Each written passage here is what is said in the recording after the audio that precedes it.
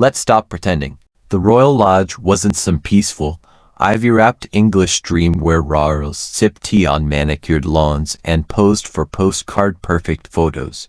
No, behind the gates, behind the thick curtains and royal titles, lay a madhouse of tantrums, strict protocols, and emotional instability, and at the center of it all, Prince Andrew and Sarah Ferguson.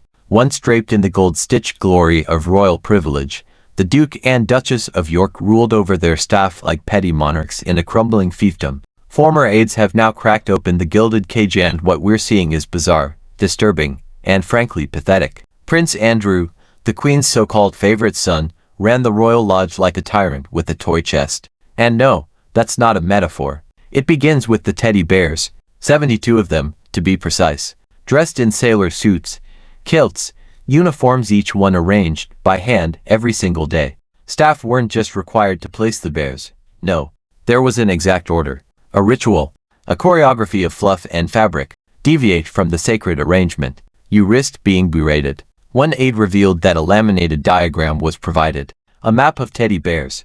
This wasn't quirky royal charm. It was obsession. A desperate man-child gripping control where he could still exert it, even if it was on plush animals. And that's just the tip of the iceberg. Life at Royal Lodge wasn't just peculiar, it was oppressive. According to former royal employees, walking into Andrew's domain was like stepping onto a military base masquerading as a stately home. Every corner, every surface, every detail had rules. Shoes had to be aligned just so. Clothes folded exactly to his standards. Breakfast, timed and served with machine-like precision. 1 foot wrong, and the whole operation ground to a halt under the weight of Prince Andrew's ego. It wasn't just the structure, it was the atmosphere. Tense, suffocating. Staff were constantly on edge, terrified of provoking yet another of Andrew's infamous temper tantrums. He'd shout over toast being served too warm, lash out over an out-of-place jacket. Protection officers and household workers alike described him as volatile, arrogant, and frighteningly entitled. His behavior wasn't just rude, it was cruel. Grown professionals reduced to walking on eggshells because His Royal Highness couldn't tolerate a single thread out of line. And while Andrew barked orders and threw tantrums, Sarah Ferguson, Fergie, played a different, though equally troubling, role. She was once seen as the buffer, the balance to Andrew's storm. At first, staff described her as kind, warm, even fun, but that mask cracked. Under pressure, under scrutiny, and under the weight of her own unraveling marriage and public humiliation, Sarah reportedly turned from friend to firebrand. 1 minute, she'd be offering tea and small talk. The next, she'd explode over a misplaced item or an innocent comment. Her behavior became as unpredictable as the media headlines that hounded her. Aides describe emotional whiplash, never knowing which Sarah they'd be dealing with on a given day. Some ended their shifts in tears. Others simply quit. There was no consistency, no calm, just chaos dressed up in royal protocol. Together, Andrew and Fergie created a household defined by contradiction, a fortress of control masking internal turmoil, a public image of grace and poise shattered by outbursts, strange rituals, and a deep-seated belief that the rules never applied to them. They didn't see staff as people. They saw them as tools, as props in a fantasy where they still mattered, where they still ruled, where their titles shielded them from accountability. But the walls eventually caved in. Andrew's decades of denial, his dubious associations, and the Epstein scandal finally did what critics had begged for years: stripped him of his titles, his honors, and most painfully, his place. The Royal Lodge, once his personal kingdom, is being taken from him. Evicted not in name, but in reality. Forced to move to a much smaller home on the Sandringham estate. A downgrade he reportedly fought tooth and nail. Sarah, meanwhile, has been left in the cold literally and figuratively. Her own financial mismanagement and the collapse of royal goodwill meant she had to sell her luxury home. No safety net, no castle to call her own. Just the slow, humiliating descent from duchess to displaced. And while Andrew and Sarah cling to what scraps of privilege they can salvage, their daughters Princess Beatrice and Princess Eugenie have made their choice. And it speaks volumes. Distance. Escape. Beatrice has 1 foot in the US, the other in Europe. Eugenie is tucked away in Portugal. Neither wants to be seen near the ruins of Royal Lodge, not just to dodge the paparazzi but to protect their families, their peace, and maybe their sanity. Because let's face it, the House of York isn't falling. It's already fallen. What remains is a shadow, a once influential royal branch consumed by scandal, arrogance, and failure. Andrew believed his bloodline gave him immunity.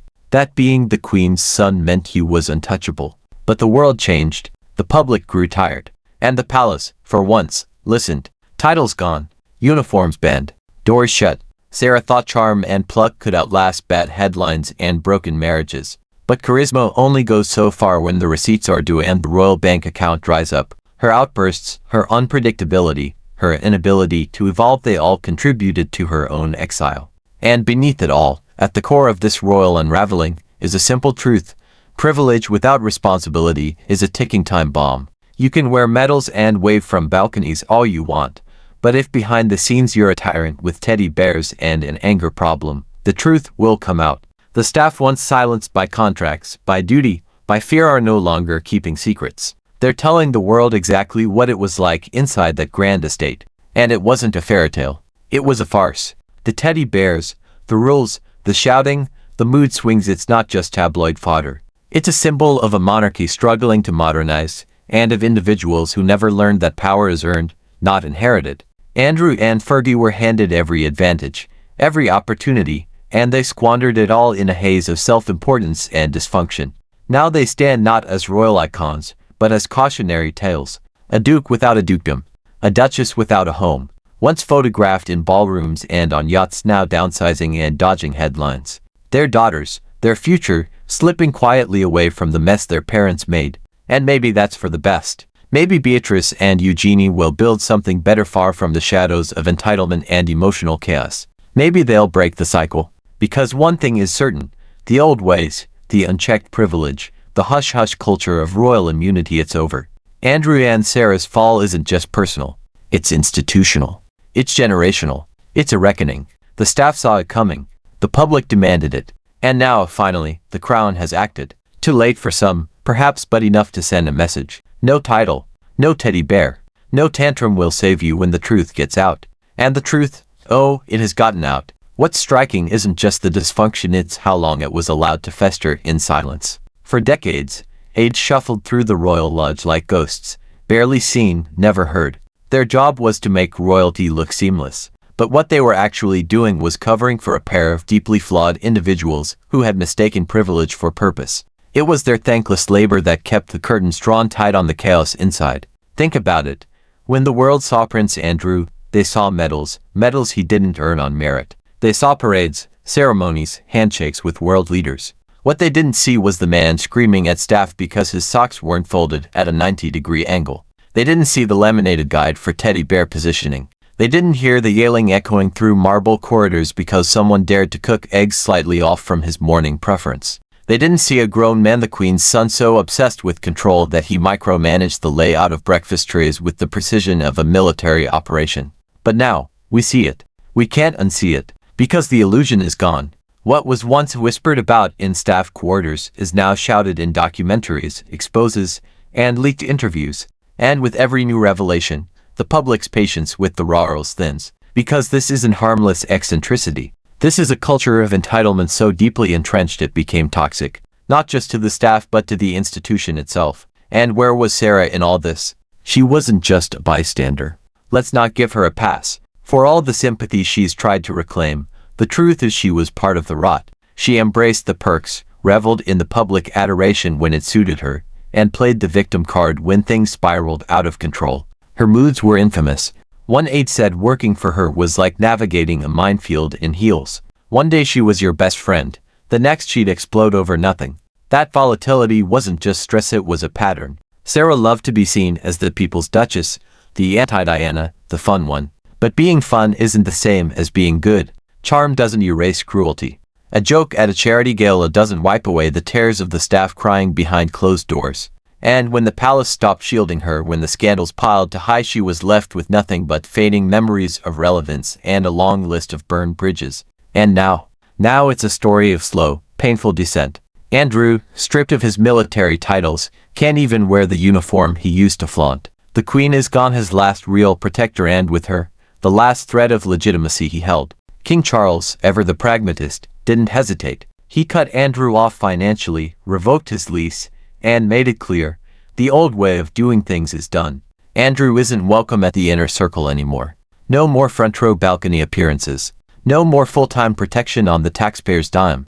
No more delusions of grandeur. Just a small, demoted life tucked away in a cottage near Sandringham where no laminated bear guide will restore his lost clout. And Sarah, she's scrambling.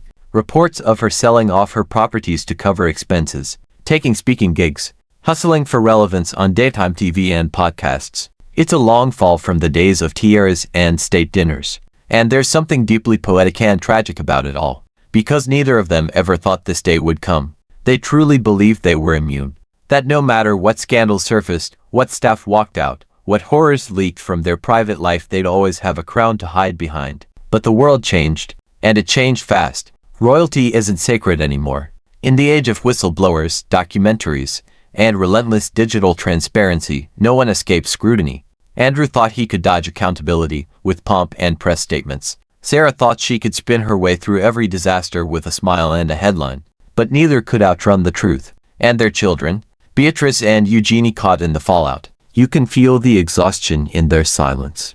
They've spent their adult lives trying to rebrand, to separate themselves from their parents' reputational wreckage. And who could blame them? They were raised in a pressure cooker of media attention, scandal, and whispered judgment. And now, with their own families to protect, they've made the only rational move: distance. Geographic, emotional, reputational distance. Beatrice retreats into the diplomatic hush of European life, aligning herself with private business circles, dodging royal commentary. Eugenie chooses the Portuguese countryside and ocean away from the headlines, and maybe, from the family shame. They don't owe loyalty to a decaying legacy. They owe safety to their children. And that's the generational shift that Andrew and Sarah never saw coming. This isn't just a downfall, it's a dismantling. A demolition of a house once seen as uncheckable. The Yorks have become a warning sign to the entire royal apparatus. Modern monarchy cannot afford personal dysfunction. Not anymore.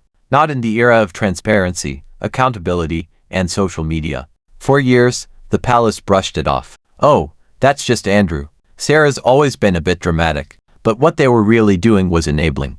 Protecting people who had no interest in being better. Who wielded their titles like weapons, not responsibilities. But now the palace has drawn a line. And for the Yorks, that line is the end of the road. And perhaps the greatest tragedy in all of this is the sheer waste. The waste of privilege. The waste of opportunity. Andrew could have been a statesman. Sarah could have been a philanthropic powerhouse. They had the platform, the resources, the support. But instead, they indulged every impulse, every vanity, every tantrum, and expected the world to bow anyway. It didn't. Now, what remains is legacy rubble. A couple who once danced at royal balls and basked in the adoration of crowds, now reduced to a footnote, a tabloid punchline. There's no redemption arc here. Not yet. No grand comeback. Just two people, alone with their choices, trying to navigate a world that no longer cares for royal excuses. And maybe that's the only fitting ending. Because for all the royal image management, the velvet curtains, the PR consultants, the stiff upper lip tradition, the truth always finds a way. And this time, it came pouring out from the people who were closest to them all along. The staff, the insiders, the ones who folded the socks, arranged the bears, served the tea, endured the shouting. The ones whose names we'll never know but whose stories finally brought down a royal illusion. The truth is, the Royal Lodge was never a home. It was a fortress of control, ego, and fear wrapped in tradition, but hollow inside. And now, exposed to daylight, it stands as a symbol not of royalty, but of everything that goes wrong when power is unchecked and character is absent. Andrew and Sarah wanted to live like royalty, but they acted like tyrants, and history will remember them as such. And maybe that's the final nail in the royal coffin for the House of York. Not scandal, not exile, not even disgrace, but irrelevance. Because as much as Andrew and Sarah once commanded headlines, what are they now? An awkward sideshow the palace wishes it could forget. A tragicomic relic from a time when bad behavior could be buried under palace rugs and palace press offices. But the world has no more patience for these aristocratic soap operas, especially when the public foots the bill. We are talking about the people who had it all and lost it all, not because of enemies or fate, but because of themselves. Because of choices. Because of arrogance. Because of a refusal to change, to learn, or to accept reality. Let's not forget how long the warning signs were flashing in neon. Andrew's entitlement wasn't subtle. He strutted through official events like royalty was his birthright, not a duty. His scandals didn't come out of nowhere, they were decades in the making. From shady associations to questionable business deals, to that now infamous BBC interview where he basically torched whatever credibility he had left with a smug, disconnected performance so catastrophically tone-deaf it became an instant PR disaster.